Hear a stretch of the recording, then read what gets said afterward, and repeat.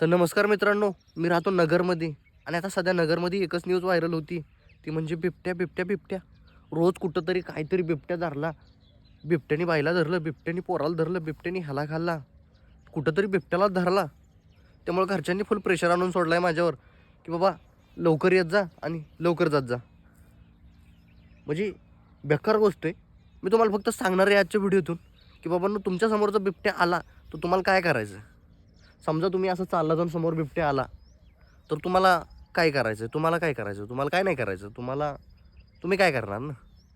बिबट्या आहे त्यो, फाडून टाकील. त्यामुळे तुम्ही आपलं शांत राहायचं आहे.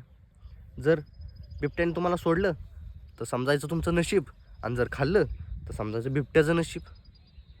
आणि हां, तसलं विचार डोक्यात आणू नका. मी असा बिबट्या धरलाय आणि बिबट्या असा धरलाय असा जेम आणि मग व्हिडिओ काढलाय आणि मग व्हायरल केलाय माझ्यासारखा. होत नाही तसं, बिबट्या आहे त्यो.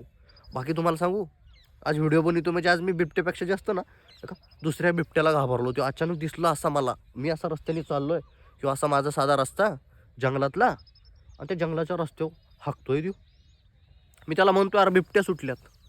एवढ्या मोठ्या जंगलात. मी त्याला सांगतो बिबट्या सुटल्या. तो म्हणतो, "अरे जा ना बाबा." त्याच्या जाच्या नादात गाडी अशी खालनं घालावं लागली मला रस्ता सोडून. कारण तो रस्त्यावर बसलाय. त्याची बी काही चूक नाही.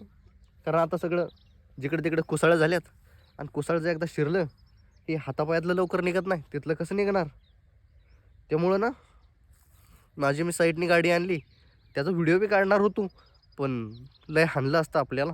जरा जास्तच मोठा बिबट्या होता. म्हणून आपला गपचूप पुढं आलो. बाकी तुम्हाला फक्त एवढंच सांगणं आहे, बिबट्या सुटल्यात, सावधान राहा, सतर्क राहा. जय हिंद, जय महाराष्ट्र.